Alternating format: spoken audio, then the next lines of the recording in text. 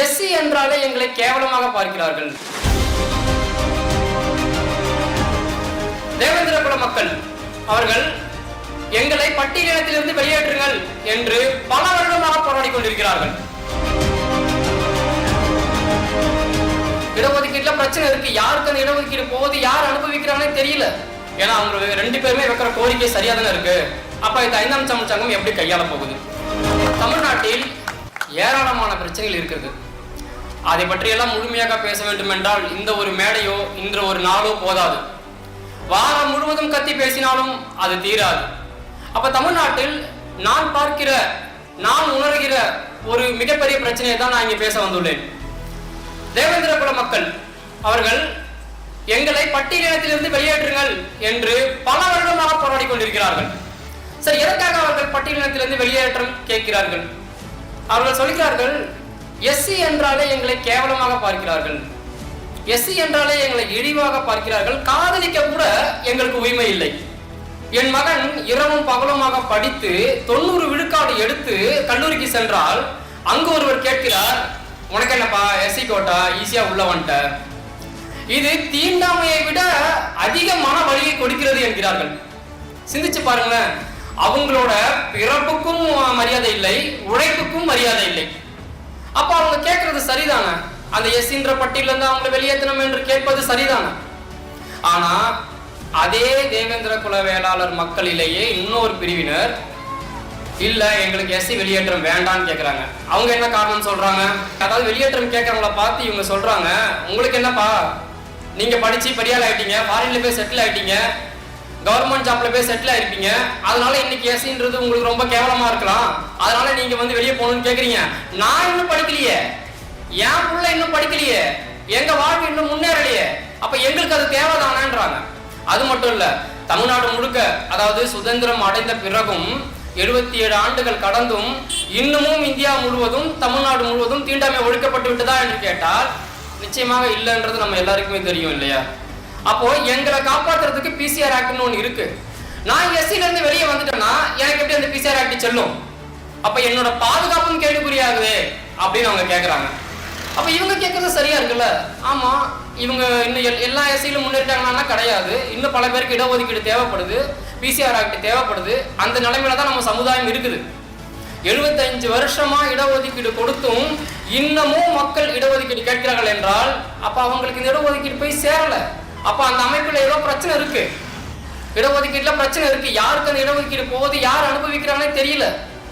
அப்ப இது எப்படி கையாளுறது? இப்ப ஆளும் அரசாங்கமா இருக்கட்டும், இல்ல இதற்கு முன்னாடி சுதந்திரமா கிடைத்ததிலிருந்தே ஆண்ட அரசாங்கங்கள் இருக்கட்டும், இது எப்படி கையாண்டார்கள்? எப்பவுமே அவங்க எப்படி பார்ப்பாங்கன்னா, 2 சாதி மக்களை அடிச்சுக்க வச்சுட்டு வெடிக்க பார்ப்பாங்க. சரிங்களா? இப்போ ஒரு படி மேல ஒரே சாதி மக்களை அடிக்க வச்சுட்டு வெடிக்க பார்த்துட்டு இருக்காங்க. ரொம்ப நாளுக்கு இங்க அடிச்சுட்டே இருங்க, நாங்க பார்த்துக்கிட்டே இருக்கோம். சரி, அப்ப இதை நம்ம 5ஆம் தமிழ் சங்கம் எப்படி கையாள போகுது? ஏன்னா அவங்க 2 பேருமே வைக்கிற கோரிக்கை சரியா தானே இருக்கு. அப்ப இந்த 5ஆம் தமிழ் சங்கம் எப்படி கையாள போகுது? அதுக்கு முன்னாடி நமக்கு ஒரு சில சந்தேகங்கள் இருக்குல்ல. அது என்ன எஸ்சி, பிசி, எம்பிசி, என்ன என்ன இதெல்லாம் என்ன பட்டியல் இது? இது உள்ள யார் யாரெல்லாம் இருக்காங்க? சரி, இப்போ எஸ்சி லிஸ்ட் எடுப்போம். அதில் யார் யாரெல்லாம் இருக்காங்கன்னு பார்த்தா பறையர், பல்லர், குடும்பர், குறவர், சாம்பவர், இவங்களாம் யாரு? இந்த மண் உருவான காலத்திலிருந்தே இங்க வாழ்ந்தவர்கள். தமிழ்நாடு மட்டும் இல்ல, உலகின் முதல் மனிதன் என்றாலே அது பறையர் தான் என்பது நமக்கு நல்லாவே தெரியும். ஆனா அவங்க வந்து தாழ்த்தப்பட்ட பட்டியல இருக்காங்க. பல்லர்கள் தாழ்த்தப்பட்ட பட்டியல இருக்காங்க. சரி, ஓகே, இருந்திருக்காங்க. இவங்களுக்கு மேல யார் இருக்கா? நாங்க இருக்கோம். யாருப்பா? வன்னியர். நாங்க இருக்கோம். ஓகே. தேவர். ஓகே. கல்லர், மறவர். Okay okay, super super. சரி, நீங்களாம் எந்த லிஸ்ட்ல இருக்கீங்க? எம்பிசி. அப்படின்னா மோஸ்ட் பேக்வர்ட் கிளாஸ். இதுல என்ன பெருமை வேண்டி கிடக்கு? மோஸ்ட் பேக்வர்ட் கிளாஸ், மிகவும் பிற்படுத்தப்பட்டவர். இதுல ஏதாவது பெருமை இருக்கா? மிகவும் பின்தங்கியவர்ன்றாங்க. சரி, உங்களுக்கு மேல யாராவது இருக்காங்களா அப்படின்னு கேட்டா இருக்காங்க இருக்காங்க. யார் இருக்காங்க? அகமுடியார் இருக்காங்க, பிள்ளைமாரெலாம் இருக்காங்க. ஓ அப்படியா? சார், நீங்களாம் யாருப்பா? நாங்களாம் பிற்படுத்தப்பட்டோம், பேக்வர்ட் கிளாஸ். என்னடா இது? தமிழ் குடிகள் எல்லாருமே வந்து ஒன்று பட்டியலினத்தில் இருக்கிறாங்க, மிகவும் தாழ்த்தப்பட்டிருக்காங்க, எல்லாம் தாழ்த்தப்பட்டிருக்காங்க. அப்போ யார் தான் முன்னேறிட்டாங்க? தமிழ் குடி யாருமே முன்னேறலையா? 20,000 வருஷமா இங்கே இருக்கிறோம், ஆனால் நம்ம இன்னும் முன்னேறலையா? அப்போ ஒரு பட்டியலே இல்லையான்னு கேட்டா ஆனால் இருக்குங்க. எஃப்சி அப்படின்னு ஒரு பட்டியல் இருக்கு, ஃபார்வர்ட் கிளாஸ். சரி, அதுல யாரும் இருக்காங்க அப்படின்னு பார்த்தா பெரும்பான்மையா தமிழர் அல்லாதவர்கள் தான் இருக்காங்க. அதாவது இதே மண்ணிலே பிறந்து வளர்ந்து, அதாவது குறிஞ்சி திணையில பிறந்த நாம முல்லை திணைக்கு வந்து நெய்தலை உருவாக்கி மருதத்தை உருவாக்கி இதே திணையில வாழ்ந்த நாம பட்டியல இருக்கிறோம், மிகவும் பிற்படுத்தப்பட்டியல இருக்கோம். ஆனா யாரு எங்கிருந்து வந்தாங்கன்னு தெரியல. ஆனா அவங்களாம் மட்டும் வந்து எஃப்சில இருக்காங்க. சரி, இப்ப இந்த பட்டியல் எப்படி யாரால் உருவாக்கப்பட்டது? இதை கேட்டா ரெண்டு பதில் சொல்றாங்க. ஒண்ணு, மனு தர்மத்துல அப்படி எழுதிருக்கு, அதனால அதை நம்ம ஃபாலோ பண்றோம்ன்றாங்க. இன்னொருத்தர் என்ன சொல்றாங்க, மன்னர் ஆட்சி காலத்துல இருந்து இது இருந்துச்சு, அதனால இதை ஃபாலோ பண்றோம்னு சொல்றாங்க. இப்ப நான் என்ன கேட்கிறேன், மனு தர்மமும் இப்ப செயல்பாட்டுல இல்ல, மன்னர் ஆட்சியும் இப்ப நடக்கல, சரிதானே? அப்புறம் இந்த பட்டியல் மட்டும் என்ன மண்ணுக்கு இருக்குது? யோசிச்சு பாருங்க. என் தமிழ் குடிகளை பட்டியல் படுத்த நீ யாரு? நான் என்ன இனிஷியல் போடணும்னு சொல்றதுக்கு நீ யாரு? நான் உங்கள்கிட்ட கேட்டேன்னா என்ன எஸ்சியில சேருன்னு சொன்னா, என்ன கேட்டு நீ எம்பிசியில சேர்த்தியா, என்ன கேட்டு பிசியில சேர்த்தியா? அப்ப நீ யார் என்ன பட்டியலில் வகைப்படுத்துறதுக்கு? இப்போ சாதி ஒழிப்புன்னு பேசிக்கிட்டு இருந்தாங்க. சாதி ஒழிப்பு பேசிதான் 50 வருஷமா ஆட்சி செஞ்சுட்டாங்க. நீங்க சாதியை கூட ஒழிச்சுதான் எனக்கு தெரியல. ஆனா குறைஞ்சபட்சம் இந்த மனிதர்களை மேலும் கீழுமா வகைப்படுத்திருக்காங்களே, இந்த பட்டியலாவது ஒழிச்சிங்களா? எல்லாரும் சமம் தானே சொல்றோம். இந்த பட்டியல் இருக்கிற வரைக்கும் எப்படி அது சமமா இருக்க முடியும்? வாய்ப்பே இல்லையே. பிசின்னு ஒரு கேட்டகரி இருக்கிற வரைக்கும், எஸ்சின்னு ஒரு கேட்டகரி இருக்கிற வரைக்கும் எப்படி மனிதர்கள் எல்லாரும் சமமா இருக்க முடியும்? எஸ்சின்றது இடிவுன்னு சொல்றாங்களா, அப்ப அதை ஒழிச்சிருக்கலாம்ல, எல்லாரும் சமம்னு சொல்லியிருக்கலாம்ல. உனக்கு என்னப்பா உங்க குடி என்னப்பா? பறையர் சார். இந்தப்பா உங்க சான்றிதழ்ல குடி, இந்த பறையர் குடி போட்டு எழுதித்தரேன். உங்க குடி என்னப்பா? அகமுடியார் சார். இந்த அகமுடியார் எழுதி கொடுத்துருக்கலாம்ல. ஏன் கொடுக்கல? அப்படி கொடுத்துட்டா என்ன ஆகும்? சமமாயிடுவோம். தமிழர்கள் எல்லாரும் சமமாயிடுவோம். அது ஓகேவா? நமக்கு ஓகே, யாருக்கு ஓகே இல்ல. ஊரு 2 பட்டா கூத்தாடிக்கு கொண்டாட்டம்னு சொல்லுவாங்க. எந்த கூத்தாடி? வெளியில இருந்து வந்த கூத்தாடிக்கு கொண்டாட்டம்னு சொல்லுவாங்க. இங்க நாம 2 இல்ல 100 பிளவுபட்டு கிடக்கிறோம் சாதின்ற பேர்ல. அப்ப கூத்தாடி வாழ மட்டும் இல்ல, ஆழவும் தான் செய்வான். நாம் பிரிந்து கிடக்கும் வரைக்கும் கூத்தாடி ஆளதான் செய்வான். அப்ப என்ன பண்ணணும்? அப்ப இதத்தான் 5ஆம் தமிழ்ச்சங்கம் தன்னோட கொள்கையிலே வைத்திருக்கிறது. பட்டியலே கிடையாது. நீங்க என்ன பட்டியல வெளியேற்றம் கேட்குறீங்க? இல்ல நாங்க அதை ஆதரிக்கல, பட்டியலை வெளியேற்றம் பண்றோம்.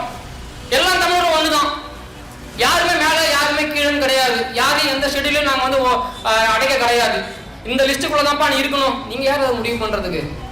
நீங்க யாரும் முடிவு பண்றது? தமிழர்கள் நாங்க முடிவு பண்ணிக்கிறோம். எங்களுக்கு எந்த லிஸ்ட்டுமே கிடையாது. எல்லா தமிழர்களும் ஒரே லிஸ்ட் தான். தமிழர்கள் ஒரு லிஸ்ட் மட்டும் தான் இருக்குது. அப்போ இதை என்னைக்கும் செஞ்சிருக்கலாம், செய்ய மாட்டாங்க. இதை செய்யணும்னா ஒருத்தரால மட்டும்தான் முடியும். யாராலனா இந்த குடி வரலாறை தெரிந்த ஒரு தமிழனால தான் இது முடியும். தமிழர்கள் நல்லா இருக்குன்னு நினைக்கிற ஒரு தமிழனால தான் இது முடியும். எல்லா தமிழர்களும் சமம்னு நினைக்கிற ஒரு தமிழனால மட்டும்தான் இது முடியும். எந்த வந்தியர்களாலும் இதை செய்ய முடியாது.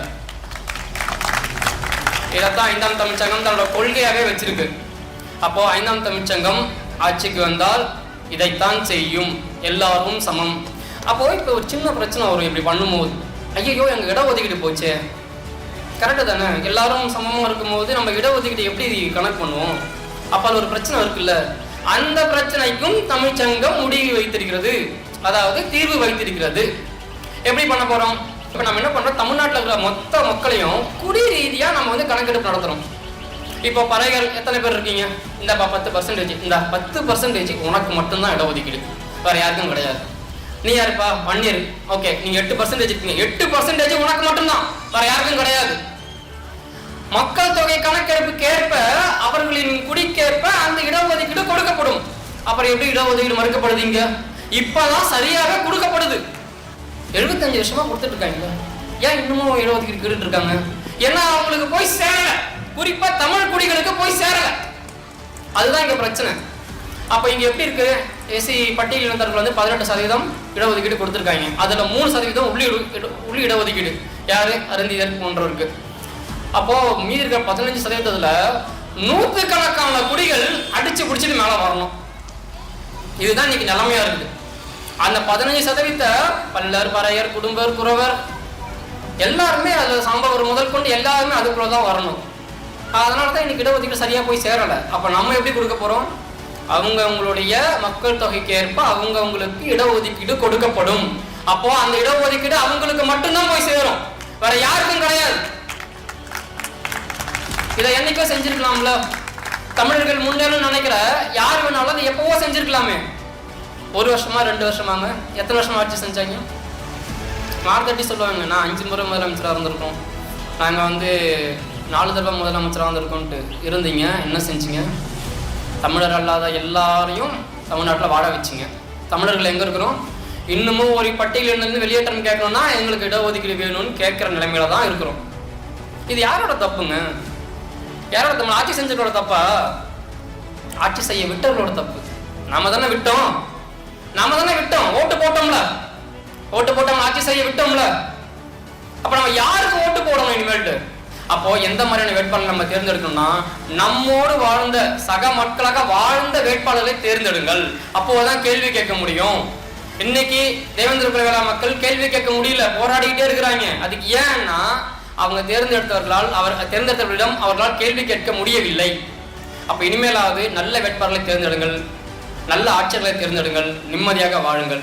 மக்களாகிய நீங்கள் தரக்கூடிய நிதி உதவி 5ஆம் தமிழர் சங்கத்தின் வளர்ச்சிக்கு மிகவும் பயனுள்ளதாக இருக்கும். உங்களால் முடிந்த நிதியுதவியை அளிக்க விரும்புவோர் திரையில் காணக்கூடிய இந்த ஜிபே நம்பர் மற்றும் இந்த அக்கௌண்ட் நம்பருக்கு பணம் செலுத்தலாம்.